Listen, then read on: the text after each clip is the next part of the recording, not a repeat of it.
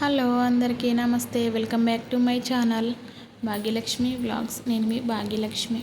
అల్లం పచ్చడి అండి. టిఫిన్స్లోకైనా రైస్లోకైనా చాలా టేస్టీగా ఉంటుంది. ఒకసారి చేసి పెట్టుకుంటే ఒక 1 మంత్ వరకు స్టోర్ ఉంటుందండి. నేను చెప్పినట్టు ఒకసారి ట్రై చేయండి. అల్లం ముక్కలు 1 కప్పు తీసుకున్నాను. చిన్న చిన్న ముక్కలుగా కట్ చేసి పెట్టుకున్నాను. దానికి ఈక్వల్గా బెల్లము, చింతపండు తీసుకొని అలా ప్లేట్లో పెట్టేసుకొని, దాంట్లో తడి ఉంటుంది కదండి, కొంచెం ఆ చెమ్మ ఆరేంత వరకు ఎండలో అయినా పర్వాలేదు, ఫ్యాన్ కింద అయినా పర్వాలేదు, ఒక 1 అవర్ ఆరనివ్వాలి. 1 అవర్ ఆరబెట్టుకోవాలి. ఆరబెట్టుకున్న తర్వాత చింతపండు నేను హాట్ వాటర్లో స్టవ్ మీద పెట్టుకొని కొన్ని వాటర్ పోసుకొని, 1 గ్లాస్ వాటర్ పోసుకొని చింతపండు మంచిగా దగ్గరికి వచ్చేంత వరకు ఉడకనివ్వాలండి. కొన్ని వాటర్ ఉన్నా పర్వాలేదు, ఉడకనివ్వాలి.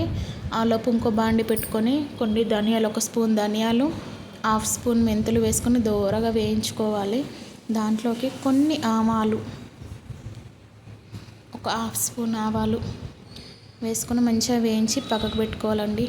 అదే బాండీలోకి 4 స్పూన్స్ ఆయిల్ వేసుకోవాలి. ఆయిల్ వేసుకొని 2 స్పూన్స్ మినప్పప్పు, శనగపప్పు 2 స్పూన్స్ వేసుకొని దోరగా వేగనివ్వాలండి. దోరగా వేగిన తర్వాత అల్లం ముక్కలు వేసుకోవాలి. అవి కూడా మంచిగా వేగనివ్వాలి, దోరగా వేయించుకోవాలి. చిన్న మంట మీద వేయించుకుంటే లోపల వరకు కుక్ అవుతే మంచిగా వేగుతాయండి.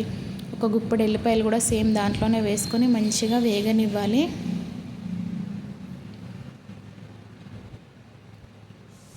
మంచిగా వేగిన తర్వాత బెల్లం వేసుకొని 2 మినిట్స్ మాత్రమే కరగనివ్వాలండి. ఎక్కువసేపు ఉంచుకుంటే గట్టిగా అయిపోతుంది బెల్లము. 2 మినిట్స్ అలా మగ్గనిచ్చి స్టవ్ కట్టేసి పక్కకు పెట్టేసుకోవాలి. అంతే, కరిగిపోయింది కదా బెల్లము, వదిలేసేయాలండి. మంచిగా 2 చల్లారాలి. చింతపండును ఇది మంచిగా చల్లారిన తర్వాత మిక్సీ గిన్నె తీసుకొని ఫస్ట్ ధనియాలు,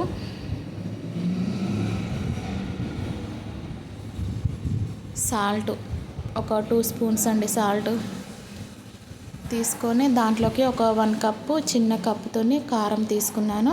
మంచిగా మెత్తగా పేస్ట్ లాగా పట్టుకోవాలి. పట్టుకున్న తర్వాత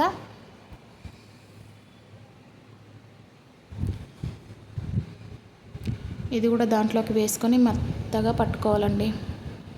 అల్లం ముక్కలు, చింతపండు వాటర్ దాంట్లో ఉంటాయి కదా, కాగిన వాటర్, హాట్ వాటర్ పోసుకోవాలి. మళ్ళీ పోసుకున్నా కానీ హాట్ వాటర్ పోసుకుంటూ మంచిగా మెత్తగా పట్టుకోవాలి.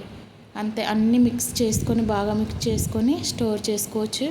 ఒక 1 మంత్ అయినా కానీ చాలా టేస్టీగా ఉంటుంది, పిగ్గా అయిపోతుంది. ఫైనల్గా కొంచెం తాలింపు పెట్టుకుంటే టేస్టీ అల్లం పచ్చడి రెడీ. నచ్చితే లైక్ చేయండి, సబ్స్క్రైబ్ చేయండి.